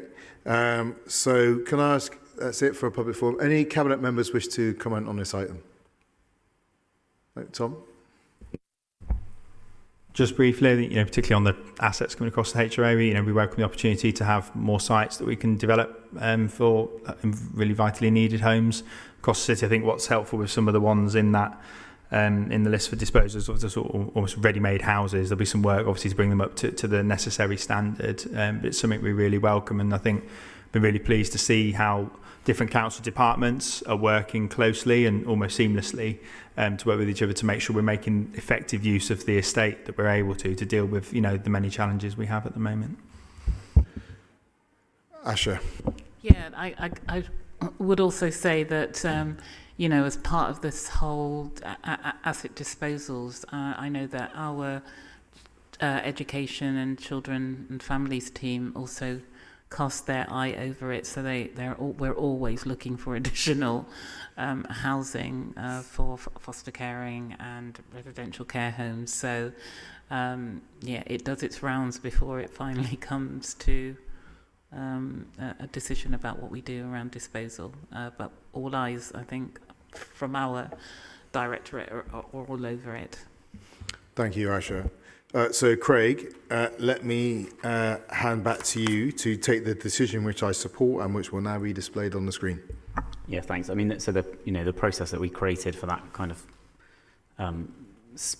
checking around the council to make sure that no one else could use an asset has not been absolutely seamless, but I think we've got to a good place with it now. I think there's been some back and forth at the time, but I think we're now at the point where every service gets an opportunity to look at it and comment. And I think it's working well, so thank you for your comments. In terms of the decisions to be made today, I approve the recommendations as set out in the report. Thanks, Craig. So on to agenda item 18, Hard Facilities Management Contract Extension, Pre-Procurement and Capital Health and Safety Programme. Craig, this is with you. Yeah, thanks, Marvin. This report covers planned and reactive maintenance activity for our corporate estate. It will allow us an extension with the current supplier so that we can continue to deliver essential and statutory maintenance, ultimately enabling the continued operation of the estate and associated service activity. This extension also allows us to use the next 12 months to enable a strategic contract, which will be an essential aspect of the corporate landlord service, yielding a more efficient approach for the council in this area and improving service delivery. The capital programme of activity is also contained in this report, which sees us to continue to invest in our corporate estate, ensuring it is safe and fit for purpose. Thank you, Craig. We've had no public forum statements or questions on this. Can I offer it to any cabinet members? No, and as I do periodically say, it's not necessarily stuff that catches the headlines, but it's the stuff that keeps the council and the city running and keeps us safe. So thank you for your doing the hard yards on this, Craig, with the team. I'll now hand back to you to take the decision which I support and which will be displayed on the screen. Yeah, I mean, I just thank the team. I mean, this is repairing school roofs and, other assets of the council, which are really important jobs, and I just thank them for all their work on that. In terms of the decisions we made today, I approve the recommendations as set out in the report. Thanks, Craig. Agenda item 19, the future of the Homelessness Prevention Youth Hub service. Tom, this is with you. A refreshed young person's housing and independence pathway commissioning plan was agreed by Cabinet in September 2023, including a total baseline budget for the new services that remained within the envelope that was already agreed. While most of the services were approved for recommissioning from April this year, the Youth Hub service was extended for 6 months until September 2024 to enable a government-funded consultant to advise on remodelling the service to maximise its effectiveness and to enable implementation of the new joint protocol. With a separate Cabinet report outlining tender proposals for this service to be brought to the February or March Cabinet, hence it's coming today. The Youth Hub provides a positive, dedicated space for young people threatened with homelessness to get comprehensive early advice. Over a quarter of all young people 16 to 22 years old presenting at the Hub are helped to return or stay in their current home or with their wider family network where it is safe to do so. For 16 and 17-year-olds facing a housing crisis, the Hub provides access to social workers, housing advisors and support staff, all within the same space. There will now be an ongoing process following approval of this paper today with commissioners and practitioners from both the Directorates of Growth and Regeneration Children's Services and with external consultants' input to develop a more detailed specification for the service as well as tender documentation. And one of the things that this will also include is making sure that we update the specification to make sure it more closely reflects the reality of the service that's actually being delivered today rather than perhaps the one that was commissioned almost 7 years ago, because it's really important that we're thinking that through. The process will also design in best value considerations and measurable outcomes. The total maximum budget for the Youth Hub element will be over £1.5 million, subject to any annual uplift agreed that will be based on consumer price index inflation and an appropriate housing index. I commend this report to Cabinet. Tom, thank you very much for this. Again, unfortunately, I mean, it is a real crisis for us, but we've had no public forum statements or questions. Can I offer any other Cabinet members if they wish to comment on this item? Asha? Again, other than to kind of support the request, the homeless prevention, the Youth Hub offers a really great service, but it could be better. It can always be enhanced. So I think there's an opportunity for us to kind of enhance potentially the service, and so by extending this and giving us time to start the process, it'll be interesting to see what comes forward as a result of that exercise. But yeah. That's all I Thank you. Thanks very much, Asha. Okay, Helen. Thank you, Marvin. Just a brief comment, just to link this to last month's report on the extension of Changing Futures, because it's not just about dealing with the issue in front of you, is it? It's about all of the multiple disadvantage that many of those people who are homeless have had in their lives. And that whole project has been really about making, or the legacy of the project is about making that sustainable, and that's how we should be treating people. And then can I just make one small comment with my Armed Forces champion hat on, because obviously a lot of the Armed Forces charities do a great deal of work with homeless ex-service people, of whom there aren't as many people. Sometimes people think that that's a big cohort in the homeless numbers. It isn't that huge, but for every person, it's but just making sure that all of this work links in with those charities, so that it's about the which again is a lesson from Changing Futures, isn't it? My team around me, find people having a trusted team and a trusted individual to work with. Thanks, Helen. Craig. I mean, there's a line in the report, I don't know if you want to elaborate on it, Tom, but it's about establishing maximum unit costs for different types of service, because we know that some providers are maybe providing less service for a lot more money, or a similar level of service for a lot more money. It's an important thing that we get right and we don't get ripped off. Absolutely. I think the other thing about this service as well is there's a lot that the provider is also expected to provide that's actually outside of what this arrangement funds. And that's been, it's been the existing provider, 1625 independent people have made a significant investment outside of what they've been funded to do to make that service work, provide accommodation as well. And so you really have got a model that's a hub that works effectively and can kind of bring co-location services together and be the most effective. So I think one of the things that this process that we'll go through as a procurement will really tease out is make sure we get best value, which also is going to include, well, what else are you bringing to the table as well to make sure that this service is going to deliver for our young people in the city. Okay, thank you, everyone. Tom, let me hand back to you now to take the decision which I support and which will now be displayed on the screen. In terms of the decision to be made today, I approve the recommendations as set out in the report. Thank you. Don, agenda item 20 is another exciting one for you, actually.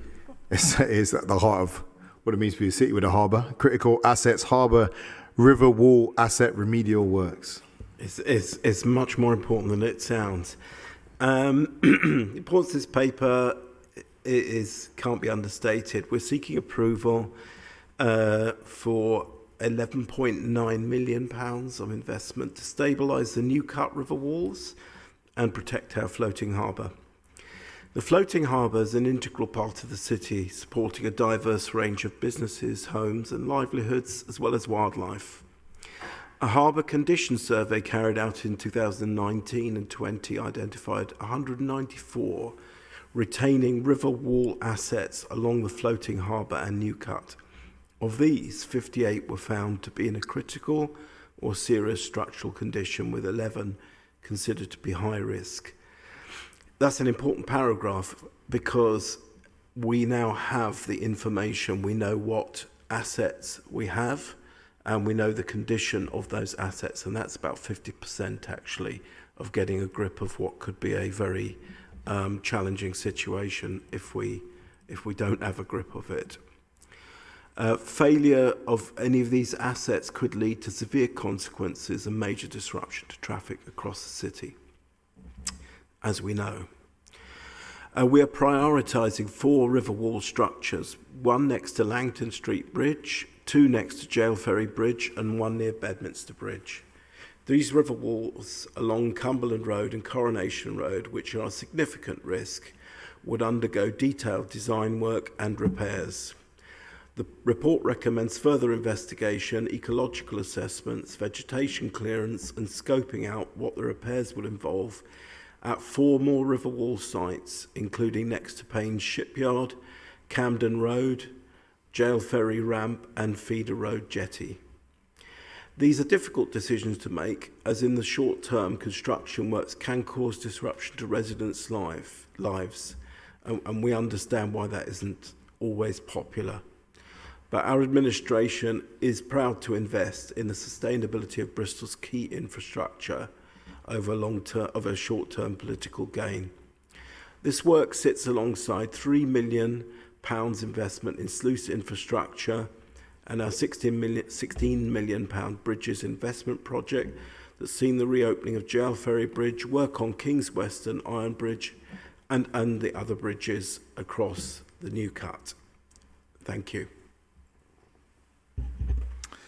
Thanks very much, Don, for bringing this paper to us today. We've received no public forum statements or questions on this. Can I offer it to any Cabinet members? No, I mean, I'll just emphasise, as you said, it is critical work for the ongoing maintenance of the city and often only gets attention when things go wrong. So, yeah, again, thank you for, as I said to Craig earlier on, doing the hard yards behind the scenes, and those thanks go to the whole team, the Regeneration team under John Smith as well. So I'm now going to hand back to you, Don, to take the decision which I support and which will now be displayed on the screen. Thank you, Marvin. And it is sad that there aren't more comments, particularly from councillors who are local to this area, for which this work may be really, really critical to the safety of the residents of their ward and to the well-being of their properties. In terms of the decision to be made today, I approve the recommendations as set out in the report. Thank you very much, Don. So on to agenda item 21, Bristol's first Citizens' Assembly recommendations. Ellie, this is with you.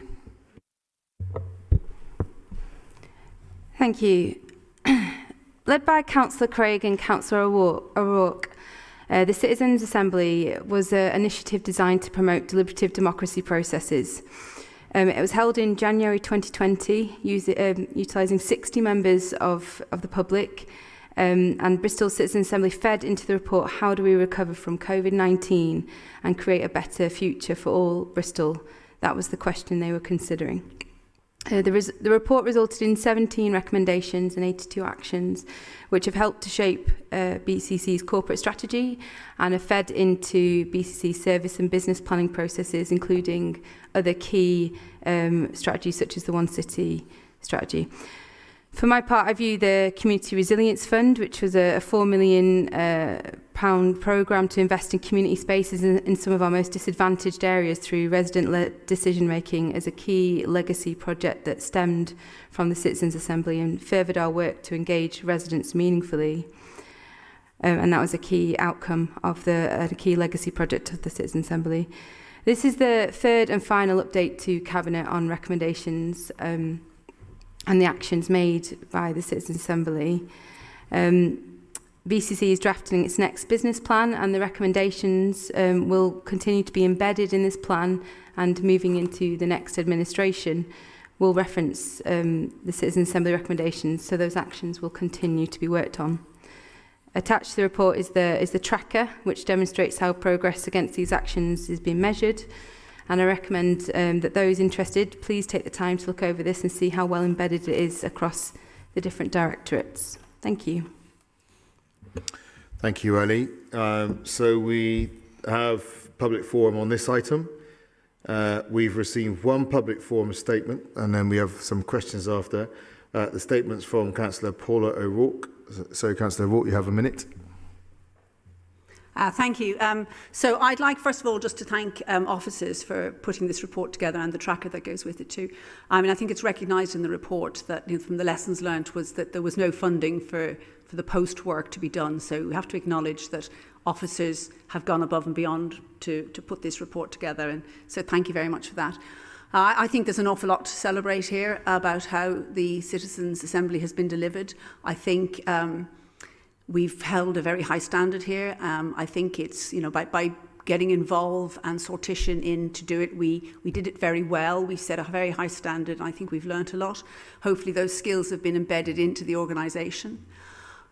Like you, Ellie, I don't think people read the Citizens' Assembly recommendations enough. I mean, that's one of the things I'd really like to get brought out today. Everybody should just Google Bristol Citizens' Assembly, read the recommendations. 17 recommendations, 93 actions, written by Bristolians in language that's very clear and passionate and purposeful. So, you know, absolutely do that. I think looking back on the Citizens' Assembly, I feel great pride for what was achieved.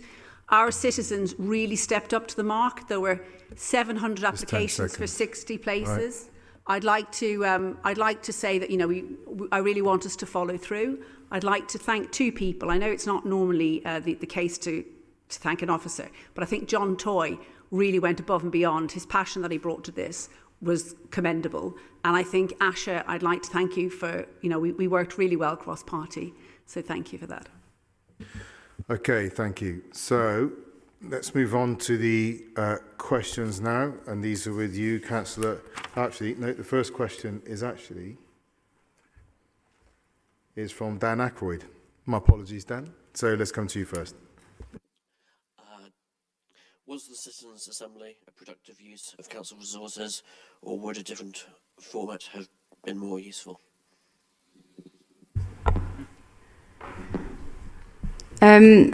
I think there's many ways to answer that question, and without being too woolly, I don't think there's a right or a wrong answer. I'm a big believer in trying new ways of doing things, but that always comes with an element of risk. But you can't make an omelette without cracking a few eggs, so I don't think you can make progress without risk. I think what's important is the lessons learned, the incredible positive experience had by all involved, in sharing that experience and getting to know the workings of the council really well, and get to know their councillors and the officers really well, and hearing from the residents, and all the legacy projects taken forward as well. So I don't think a Citizens' Assembly is the answer to all of our challenges, but it plays a significant part in what can form the solutions, and it's now part of our makeup as a city. And some of the legacy projects come out of it, I think, will show that how important it's been. Do you have a supplementary, Dan? Thank you. All right, thank you very much for your question. Always an important question to ask about use of our resources. So the second question is from Councillor O'Rourke. You have two questions. Would you like to ask your first question? Yeah, I mean, it's a sort of subjective one as well.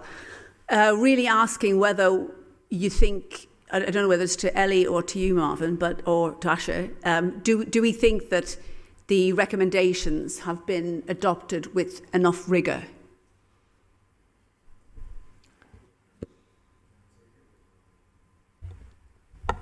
I'll add a bit, and then you guys can feel free to come in. I think we're quite pleased with the outcomes, as it's informed some of our business as usual and activities, and I think it's really important to stress that it has been incorporated into our corporate strategy, which is very rigorous, and that's the overall plan for the council. So that's the best place I can imagine for it to be embedded.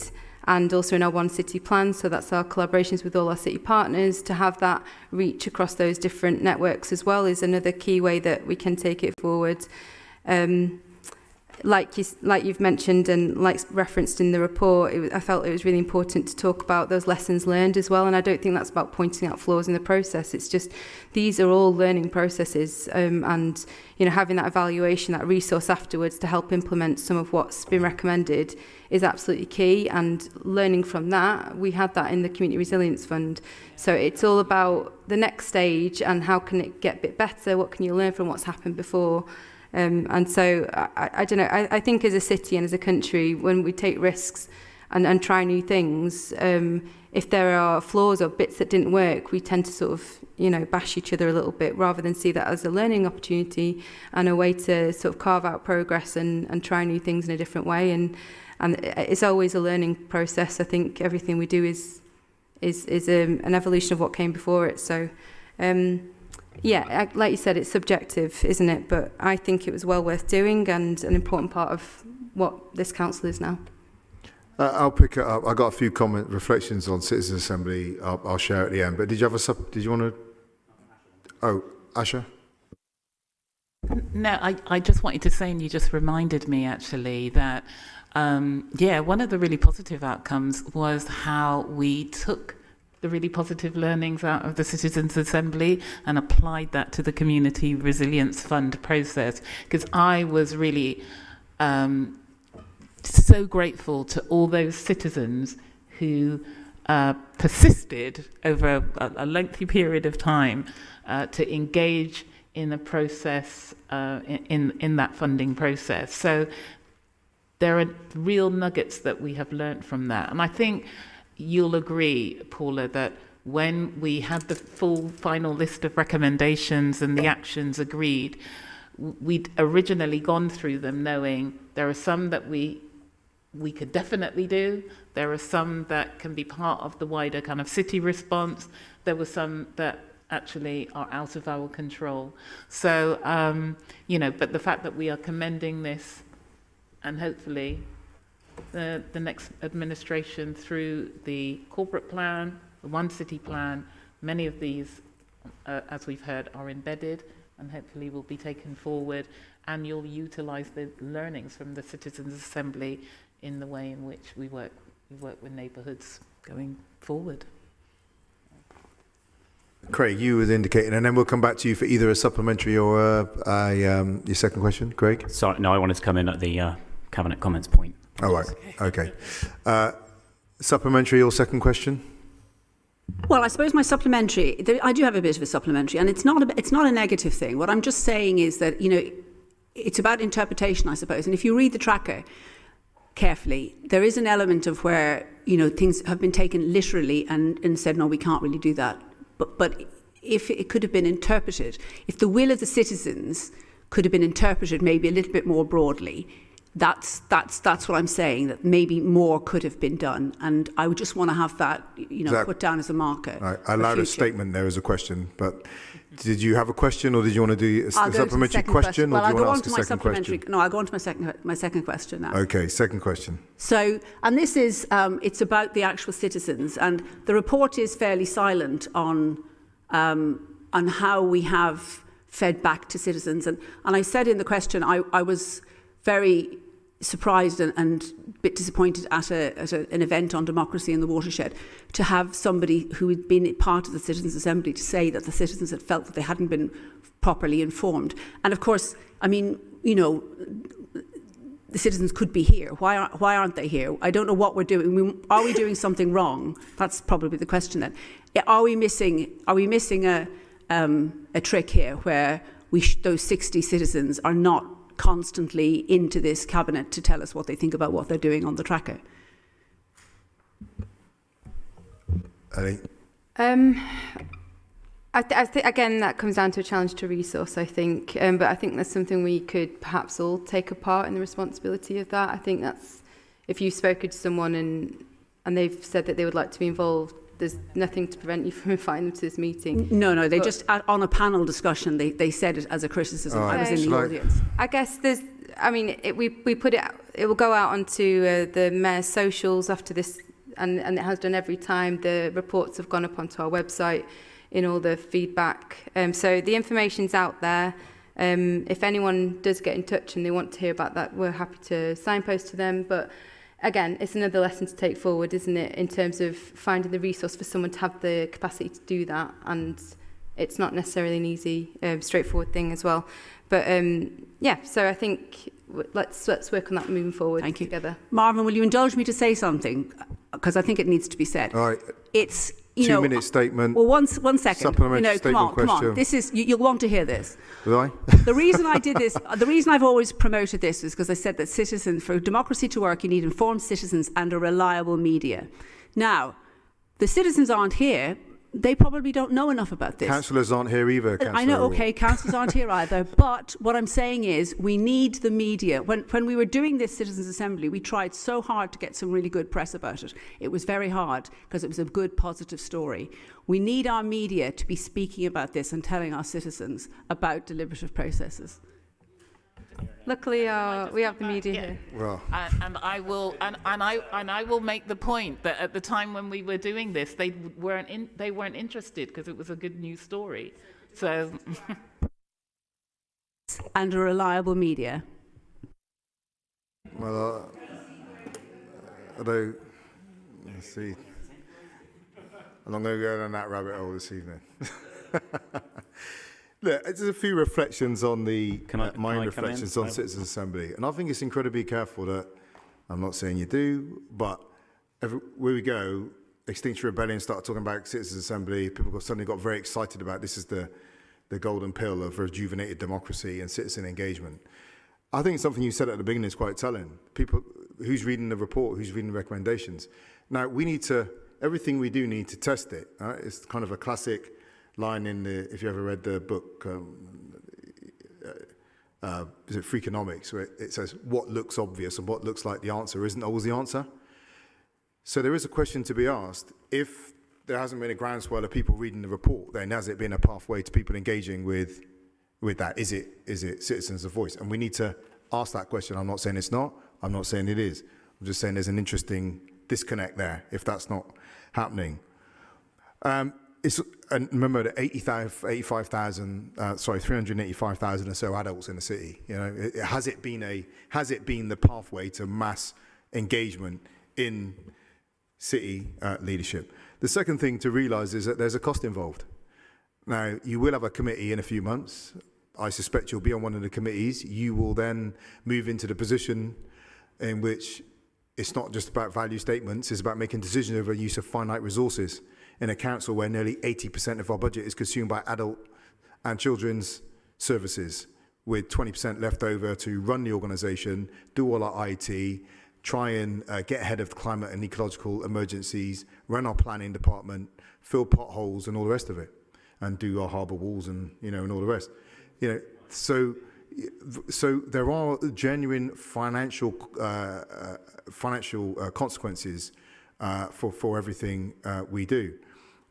We could set up an industry in communicating with a relatively small number of people to engage, but actually there is also a personal responsibility to come and to do that. So I wouldn't say it's a fair criticism of ongoing engagement. For example, I mean the amount of work we do just to keep communicating with Barton House residents at this time, which is of critical importance. The amount of work that's going on to communicate with people in Knoll West at this moment in time is of critical importance. So a lot of our communications team are tied up in priorities around the city as well, and it all comes at cost. But look, 3 things on the Citizens Assembly.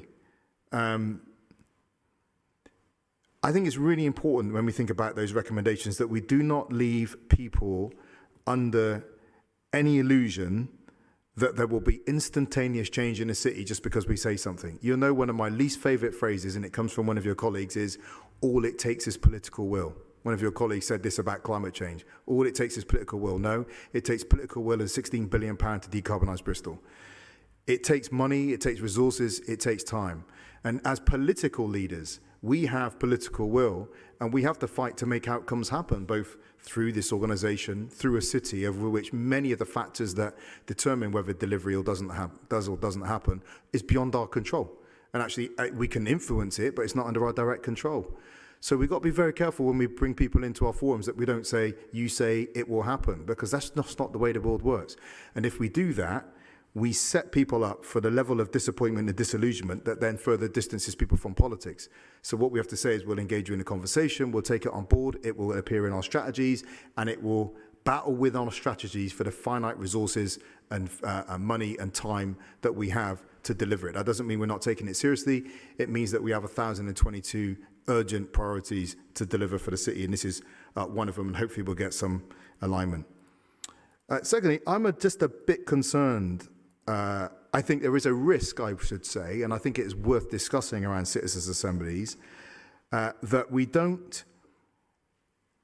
while we welcome it as a possible way of engaging people further, that we don't offer it up as the way to do democracy, because we do actually have a system where citizens get involved in political leadership and setting the agenda, and it's called getting elected. You know, no one on these benches just dropped out of some political pod somewhere. People have lived in the city and lived very real lives in the city and got elected. So when we talk about, I'm just wary of that language that talks about the citizens of the Citizens' Assembly as though people who sit in this chamber are not citizens. We are. And actually, I would say that everyone I've talked to on these benches right here, right now, their motivation for getting involved in politics has been because of their experiences of growing up as citizens in the city, the challenges that they faced more often than not, and then the opportunities they found and how they extend those. So we've got to be careful. I think it's be careful with that. And on that front too, I'm also a little bit wary that actually I want people to become councillors. And I think that's one of the surest ways of transforming. The amount of energy and resource it takes to run Citizens' Assembly, like I said, I'm not saying it's right or wrong, I just think it's worthy of discussion. But we could also take that resource and put it into encouraging more people to come forward as councillors.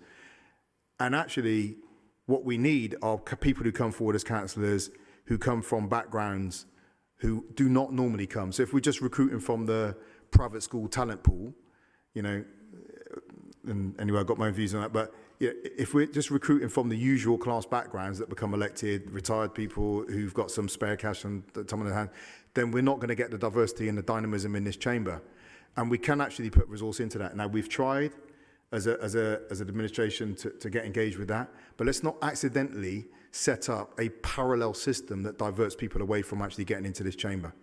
I think there's a discussion to be had. Like I said, I'm not making a judgment on it, but let's not just play it as though it is the answer to our democratic But at no problems. point, Marvin, was I saying that I was wanted to replace the representative democracy with the direct democracy. I agree with a lot of what you said. Yeah. But there is place to engage. But that's why I said let's not accidentally do it. Okay. I don't think people intend to do it. I just think we just don't want to undermine the legitimacy of actually becoming a democratically elected politician. I think it's a really important role, and it's one that should be upheld. Not that I think it's great, not that I think it's perfect, not that I think it solves all ills. But I want people from backgrounds like mine, from backgrounds like Craig's and Asher's and the other people around here to take their seats, in this chamber. But Asher, let me give you a final comment, and then we'll come to Ellie.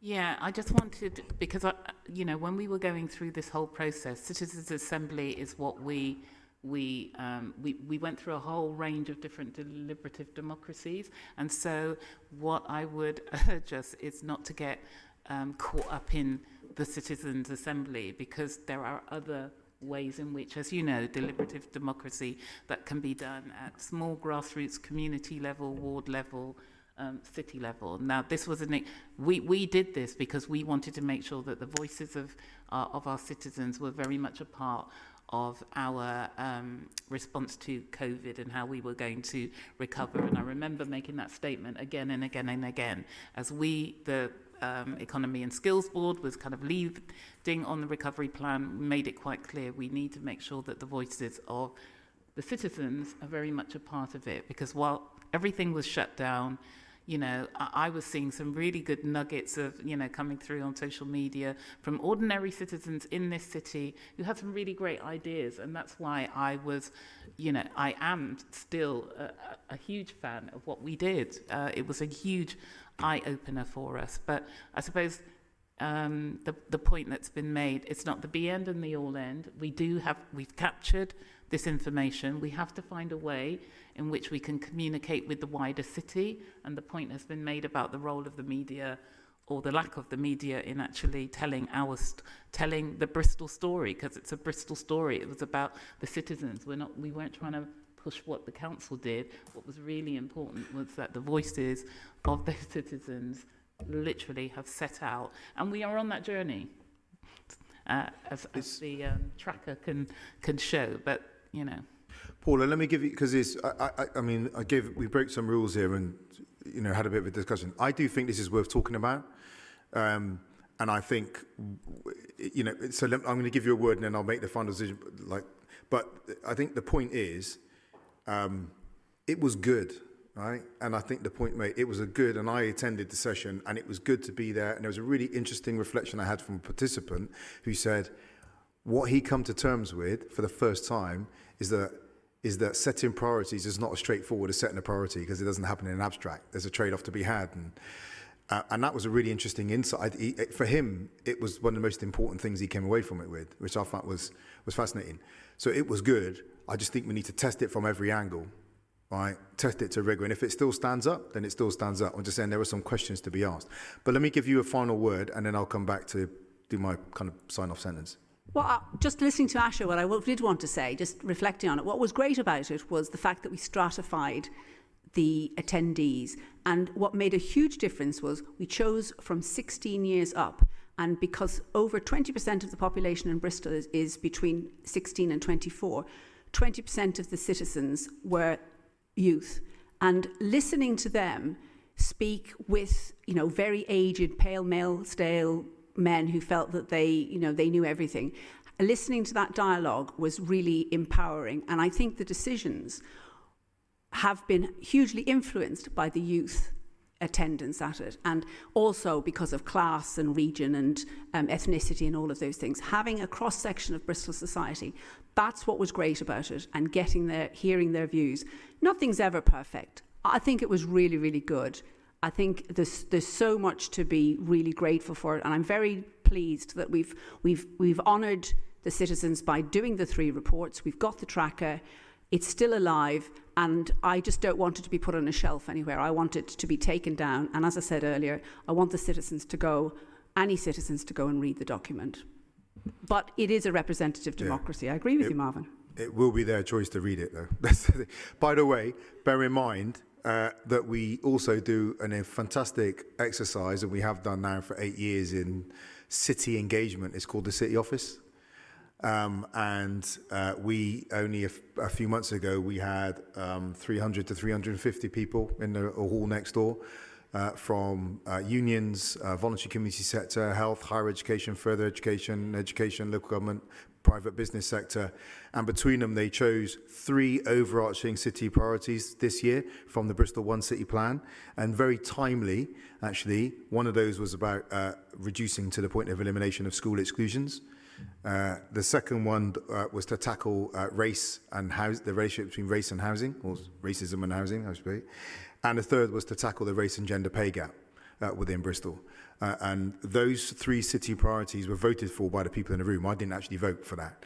And we'll be putting those on the table when we have our next city gathering in early March, which is going to be at Bristol Beacon. Again, having done the work on, what do we need to move and who needs to move to make sure that the city as a city delivers on those priorities. So that whole One City Plan has been an exercise in taking leadership, priority setting outside of the walls of this building and engaging people from many different sectors and many different backgrounds from across the city. Okay, so thank you for that. I've enjoyed that discussion, and there's more to come. So I will now hand back to Councillor Ellie King to take the decision, which I support and which will now be displayed on the screen. Thanks for the very interesting debate all. In terms of the decision to be made today, I approve the recommendations as set out in the report. Thank you, Ellie. On to agenda item 22. This is with you, Craig, the Finance Exception Report, period 9. Yeah, thanks, Marvin. This is a report just for noting. The report for period 9 constitutes an exception report. As such, it only reports on significant financial issues and movements against the Council's forecast revenue and capital position for the full year since quarter 3, period 8. At period 9, the Council is forecasting an overspend of 5.5 million against the approved general fund full year revised budget of 483.5 million. Additional risks and opportunities which have the potential to impact the general fund are currently assessed as presenting an incremental weighted net risk of 0.6 million. The forecast outturn includes the planned delivery of 37.3 million savings, except where risk of non-delivery has been included in the 0.7 million risk mentioned above. The housing revenue account continues to forecast a 2.1 million full-year overspend. Any under or overspend will be balanced through the HRA general reserves at the full-year close. The dedicated school grant continues to forecast a mitigated 16.4 million full-year overspend. This level of overspend would bring the DSG's carry-forward deficit at the close of 23-24 to 56.1 million. Public Health continues with no variance of its annual budgets.